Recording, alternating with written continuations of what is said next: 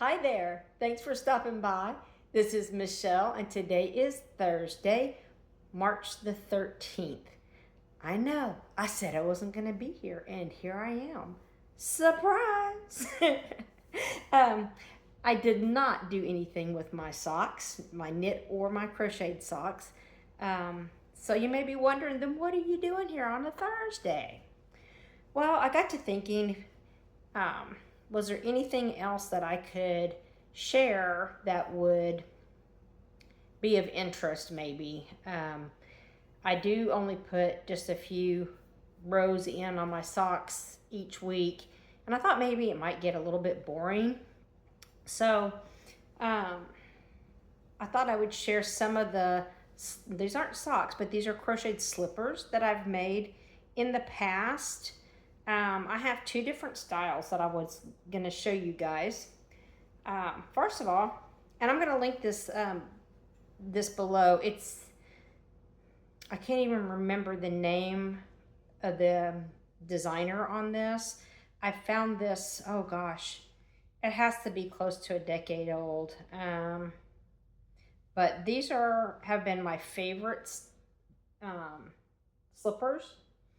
They're worked in front post and back post. I use worsted weight yarn for this, and I hold two strands doubled.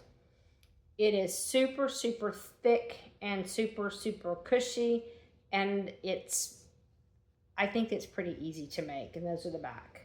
You can make this shorter. You can make this cuff go up higher and fold it over. There's a lot of different ways you can do it. So because it's all front and back post, that's the texture there on the bottom. So it's really super cushy because the inside of this looks like the top, because of the way the post stitches line up. And then of course the inside of this looks like the bottom because you're looking at the opposite sides of the stitches. So, and you can see like on the inside, it's really textured. So I've never made a child size. I've never, well, I mean, my foot's a child size, but I just make it as far as I need it to go and stop. So, but the designer who's German, she has both a German and an English version tutorial on YouTube. But she said you can do this with one strand to make a child size. And then basically she says if you need it to be bigger than what she's showing you, basically play with it. Do what works for you. So on this one, I used obviously a teal and a brown. And but this is what it looks like I did do a solid gray with a multicolored. So I did that one. And then I do have some that I did with solid colors. My husband's is a solid blue, and he has another one. The solid blue he won't wear. He wants I have one that's an Aran Fleck, and it's not here with me. It's in the house. So, but yeah, so it works up really nice both ways. Then this is super simple, super, super simple. This is 4 granny squares. This is the kind that there's no pattern for it. It's what my grandmother always made. She always put a pom-pom on it, but I hate making pom-poms.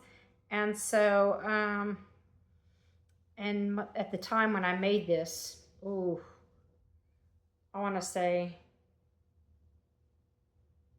wow, it's been about over 20 years ago.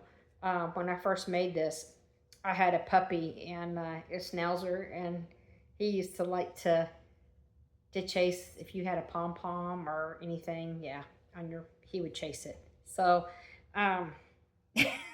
for my own sanity, I opted not to put a pom-pom on there. But what she would do is she would just make one large granny square. So that's the foot. It's held from point to point like that. And then the other corners are folded over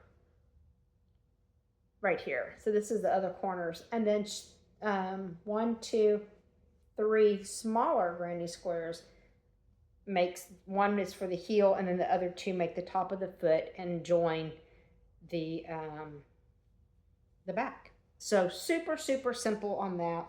So I thought I would share that with y'all. Those are some things that you can do that are to the toes. I'm doing this to the toes with Shannon from Another Yarn.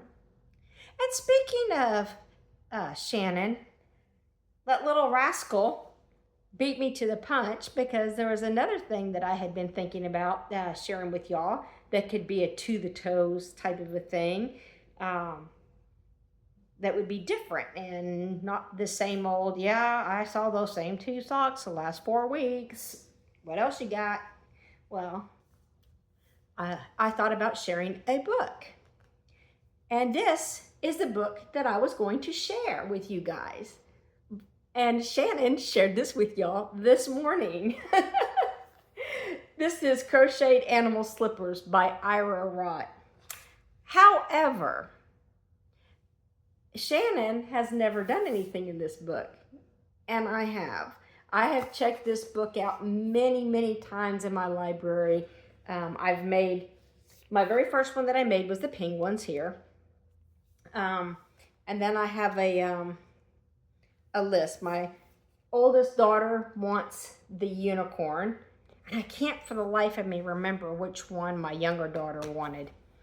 But let me tell you a little bit about this book. You guys check out Shannon, what she has to say about it. But she bought the e-version, the e-book. Well, in the paper book, you can actually has a chart on here that you can actually step onto and see what size you need to make. So that is like really, really cool little bonus chart in here on the original thing. And it has all kinds of cool things, charts and stuff in here to tell you the sizes, like Shannon had showed you, and tells you things that you might need. So the 60 shoes, let me explain how that works. So there are basically 3 patterns. Well, there's basically 1 pattern, which is the shoe. That's the basic pattern right here. And then from the shoe, you modify that just slightly. So for the boots. So the boots is just the shoe, but it goes up higher. You put a top on it. The sling is the same as the boot or the shoe. You just don't go all the way up with it. You just don't make the ankle. You just stop there. But everything else on it is the same. So what's even more fun about this book is that once you have that base pattern down, you've got it, because that's really all there is to it. Every single one of the patterns are exactly the same pattern. It's just different embellishments. So you can mix and match, and you can make funny things. If you have older elementary school kids, they could pick a dinosaur head and I don't know, whatever, the dinosaur horns with puppy ears, or whatever they wanted to mix and match. That's one of the things that they could do. It also has, Shannon had asked about different ways to keep it from slipping for kids. I've not ever tried it, but I had intended to put some puffy paints on some slippers that I was going to make for my mother. I ended up not making them, but yeah, so puffy paint is one of the things that I heard works. And in this book, Ira recommends, you know, the what do you call it? You line your shelves with it, you know, that little grippy stuff. She recommends that and shows how you can actually sew that onto the sole of the shoe to keep it from slipping for the kids. So the only thing that that I would say negative about this book is I really would like to have made some of these for my granddaughter, and when I looked at it, they didn't have that size. The smallest that they had was probably about a size 6. So in children. So my granddaughter's really petite, so she's a small little thing, and she's a year and a half, almost 2 years old, and she still wears a size 4. So yeah, so I don't know. What I'm thinking I'm gonna do is try use the same pattern, and just instead of using the worsted weight yarn like it recommends, to use the like a DK weight and a smaller hook, and make the smallest size and see how that goes. But the other thing is, I can always just make them, and then she'll grow into them, because, you know, kids grow. So eventually it'll fit for her. So let me just show you some of these slippers here. So this one is the pug. I don't get pug out of that, but I do get a dog. And then the cuddly bear. That one was really cute. This is the penguin that I made for my bestie.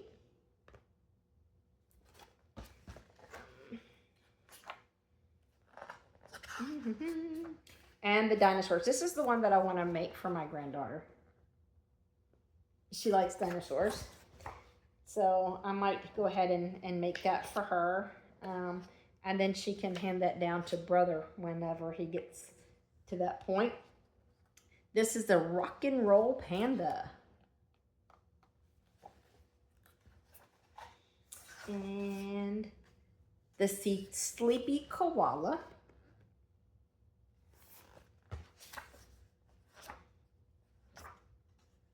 I think this is the one that my other daughter wanted. It's the mossy sloth. Isn't that cute?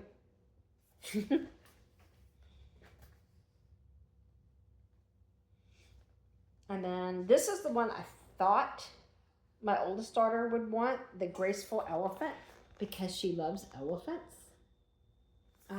But it actually wasn't. She said it was cute, but it wasn't really what she wanted. I liked the piggies.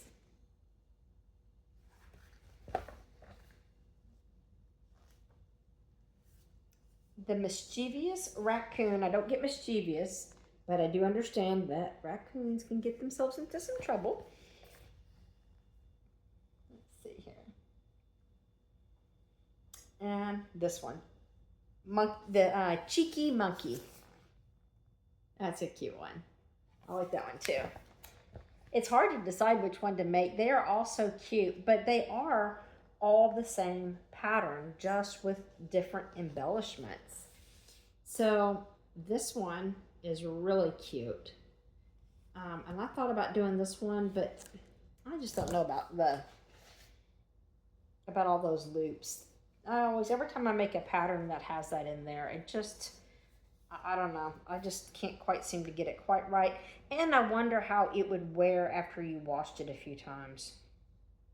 If it wouldn't get all tangled up and messy. And then for kids, they're probably going to tear it, pull at it and get it caught on things and so forth. There's a little turtle. The sandy turtle, they call it. Or she calls it. The sassy cat.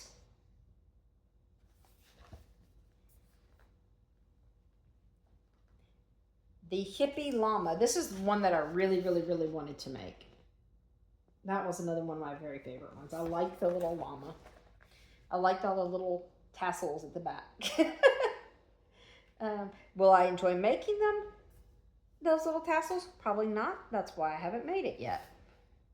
And this is the moose. Those are cute. You could actually probably do that during Christmas and call them reindeer. That would be fun. That would be a lot of fun. The Artful Fox.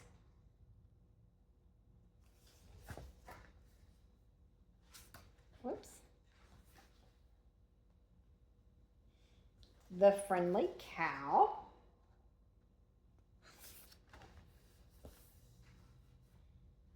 And should be getting just about finished. The Roaring Lion.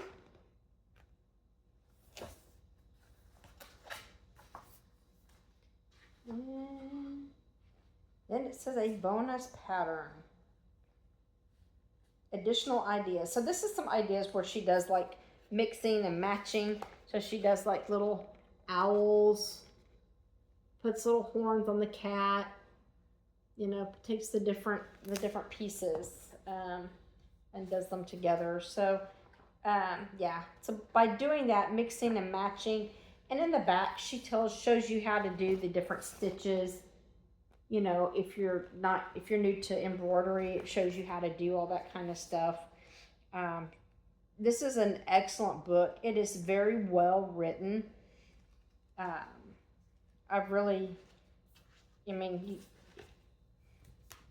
It was fun, but I don't like sewing on pieces.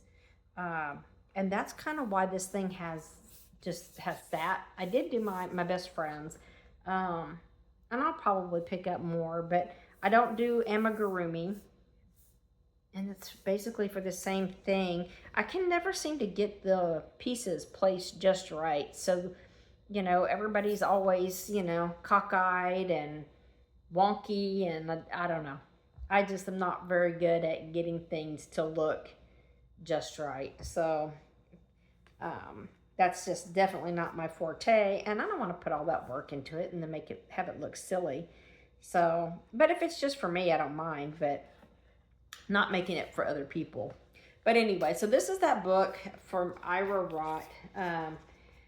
Like I said, I got it at the library, and I checked mine out several times and started making different ones. I never finished them. So I'm bad about starting it and not finishing it. That's what we call whips, right? But yeah, they're all in different bags in the bottom of some closet somewhere over the rainbow. But yeah, so that's the book that I was going to share with y'all. Surprise! Y'all have never seen that one before, huh? I couldn't believe it when Shannon showed that this morning. I was like, really? Last week it was or was it even last week? It might have been. Yeah, it was last week, but it hasn't been a full week yet, if you know what I mean. It was the turtle pie. I had gone on to Pinterest because I didn't want to go to Ravelry, and so I could do something that's different from everybody else. And by golly, she beat me to the punch on that one too. So, but I'm still going to show my turtle pie tomorrow. So I'll still be here tomorrow. But anyway, you guys, thank y'all for stopping by and you know, looking and seeing what I've been up to. And I hope you guys check out this book. It is if you enjoy amigurumi and you don't mind sewing on all the little pieces, this is the book for you. It's great. It is a lot of fun. It's easy, well written, nothing too far out there, and she gives you step-by-step instructions. It's just a very, very thoughtful book. So from your list to sizing, just gauges, everything that you could possibly need, how to read the pattern. Now it does have, some of them do have graphs, but not a lot of them. You have a graph for the for the soles and the gussets, you know, for the bottoms and so forth. But then for the other little embellishment pieces, there's not really the graphs for that. But she walks you through, I guess there are some that have the graphs on there if you do graphs. So I'm not going to show the graphs because this is copywritten, but if you know the symbols, you know, then that is also in there. I learned to read patterns, just the written pattern, because I was a kid. I was 7 years old, and I didn't understand what the little lines and stuff meant, but I could read words, and I understood wrap the yarn, stick the hook in, pull up, wrap. That I could understand. So if I didn't understand how to do a stitch, I could read how to do it step by step. But the symbols, I was not able to do at that time. So now I love them. Now I think it's great, and you don't get really confused on exactly where the stitch is supposed to be put. So anyway, here I said I was leaving, and then I started babbling again. Guys, thanks so much for stopping by. One last thing. It was brought to my attention yesterday that my volume has not been very good. It's been very quiet compared to most of my other videos. So I had been recording on my laptop, and now I'm back to my phone. And let me know if this is better quality for the sound for you guys. If y'all can hear me better, let me know. I would appreciate it. And with that, I am going to let you guys go for real, for real. You guys have a great day, and I will see you tomorrow. Bye-bye.